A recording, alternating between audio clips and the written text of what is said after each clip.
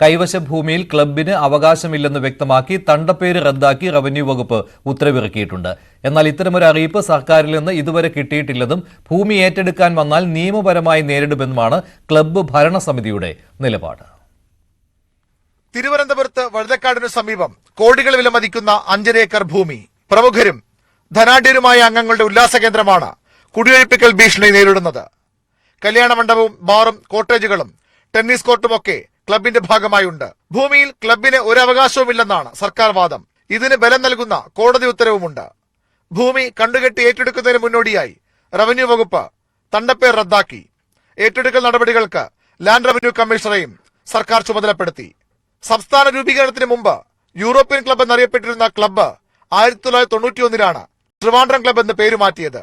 പേരുമാറ്റത്തിനൊപ്പം ഭൂമിയുടെ പിന്തുടർച്ചാവകാശവും കിട്ടിയെന്നാണ് ക്ലബ് അധികൃതരുടെ അവകാശവാദം. എന്നാൽ ഇത് ശരിയല്ലെന്ന് കാട്ടി 2017 സ്വകാര്യ വ്യക്തി കോടതിയെ സമീപിച്ചു. ഭൂമിയിൽ ക്ലബിന് അവകാശമില്ലെന്ന് വ്യക്തമാക്കി സർക്കാരും സത്യവാങ്മൂലം നൽകി. ഭൂമിയുടെ പ്രമാണം ഉൾപ്പെടെയുള്ള യഥാർത്ഥ രേഖകൾ ഹാജരാക്കാൻ ക്ലബിന്റെ ഭരണസമിതിക്ക് കഴിഞ്ഞതുമില്ല. ഇതോടെയാണ് ക്ലബ്ബ് സ്ഥിതി ചെയ്യുന്നത് സർക്കാർ ഭൂമിയിലാണെന്ന് 2021 കോടതി ഉത്തരവിട്ടത്. പതിറ്റാണ്ടുകളായി ഭൂമിക്ക് കരമടയ്ക്കുന്നത് തങ്ങളാണെന്നും അതുകൊണ്ട് തന്നെ ഉടമസ്ഥാവകാശത്തിൽ തർക്കത്തിന്റെ കാര്യമില്ലെന്നുമാണ് ട്രിവാൻഡ്രം ക്ലബിന്റെ വാദം. കരമടച്ചതുകൊണ്ട് മാത്രം സ്വന്തം ഭൂമിയാകില്ലെന്ന് വ്യക്തമാക്കിയാണ് ഇപ്പോൾ സർക്കാർ ഏറ്റെടുക്കൽ നടപടികളുമായി മുന്നോട്ട് പോകുന്നത്.